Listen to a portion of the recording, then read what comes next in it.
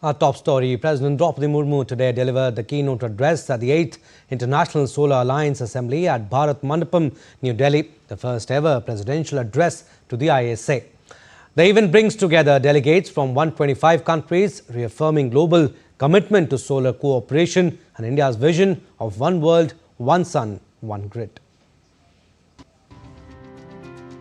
India once again shines at the heart of the global solar movement. At the iconic Bharat Mandapam in New Delhi, President of India Droupadi Murmu delivered the keynote address at the 8th Assembly of the International Solar Alliance, marking the first ever presidential address to the ISA. Underscoring India's leadership in advancing global solar cooperation and the transformative vision of one world, one sun, one grid proposed by Prime Minister Narendra Modi, the President called for collective action to ensure affordable and accessible solar energy for all. Solar energy is a rediscovery of an ancient truth, that is sun is the most democratic source of energy, accessible to all and belonging to none. The Solar for All initiative of the Government of India is based on this concept. Solar energy should not remain confined to the rooftop of the privileged. It should illuminate the homes of the poorest and open new opportunities for every person seeking a livelihood.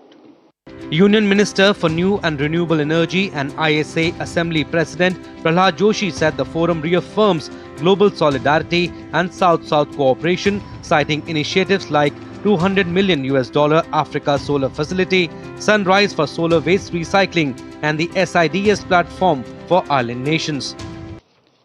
India is the voice of the global South, and through ISA we are turning that voice into action, helping the nations harness the solar power and share technology.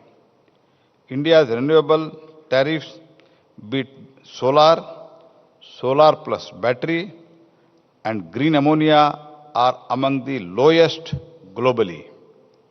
This reflects our ability to combine the scale with the speed and skill to make clean energy affordable. ISA Director General Ashish Khanna highlighted that the world added its last 1,000 gigawatts of solar capacity in just 2 years, a clear sign of a fast unfolding solar revolution led by the Global South. It took 25 years for the world to reach 1,000 gigawatt of solar, yet in just 2 years, the next 1,000 gigawatt has been reached. And not only that, the projections from all agencies, including ours, IEA and others, reflect that we are likely to double that even further in next 4 years to 4,600 gigawatt.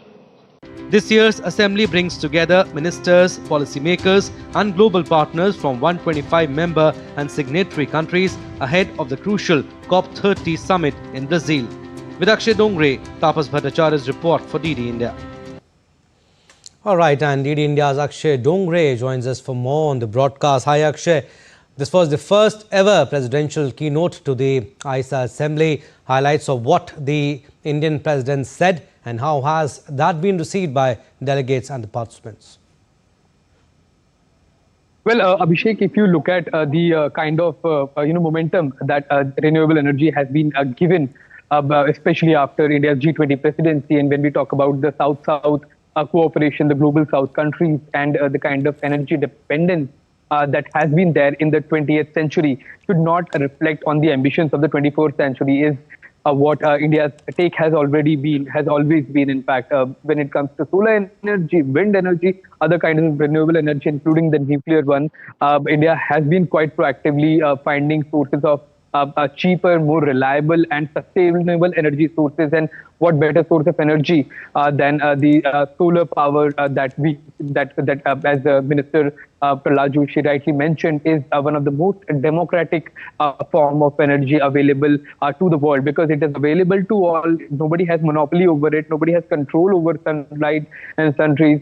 So as compared to other kind of energies this is sort of a force that can be relied upon by the world as far as our future ambitions are concerned for upcoming several decades at least. So India's leadership has already and has always been accepted and has been appreciated by the world, especially the global south countries, when it comes to reliable sources of energy. And with this 8th session and with President Droupadi Murmu herself addressing the 8th session of the International Solar Alliance, the initiative has been given a major momentum and a major push to spread to the rest of the world, and especially those countries that have struggled with the imports of fossil fuel and have struggled with the kind of climate change that we are seeing as a result, as a direct result rather of the kind of industrialization has taken place in the last century, and the kind of developed world has used those energy in the last 2 centuries at least,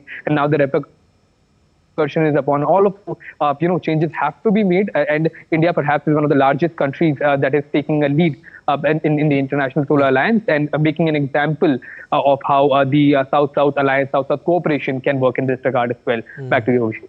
Right. Akshay, also with 125 countries and over 40 ministers attending, what's the global message, broad message emerging from this year's assembly? Well, the broader message is very clear. There are 2 messages. First of all, that there is no alternative to sustainable energy, and the kind of a burning of fossil fuels that has, and the acceleration of climate change that it has led to cannot be continued in the future. So countries will have to come together, and countries will have to actually find out alternative ways. And when we already have energy, unlimited sources of energy like solar energy, there is no point in not taking that route. Also, assembly ahead of COP30 in Brazil, Akshay, what kind of response are you picking up from member nations on India's one world, one sun, one grid vision?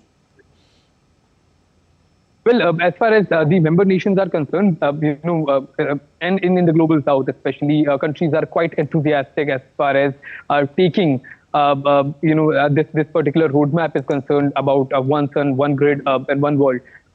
Countries are in fact seeking already alternatives to fossil fuels, alternatives to oil and gas industry. Solar is one which is quite secure as well. It's safe. It has no stigma attached to it like the nuclear sources, and it's not that expensive and difficult to maintain as well. It doesn't require solar, it's required in the wind and nuclear energy sources. So it's a win-win situation for the world, and the countries that are already part of it are quite enthusiastic about the kind of initiatives that are being taken, and the countries that are not part of it are also quite keen into having an understanding of the International Solar Alliance, the kind of roadmaps that are there, the key developments that are taking place, and finding out better ways to generate electricity, energy, and support sustainability for our future generations as well. Absolutely. 125 nations joined for the solar cooperation. We'll leave it at that. Thank you for your input, Akshay.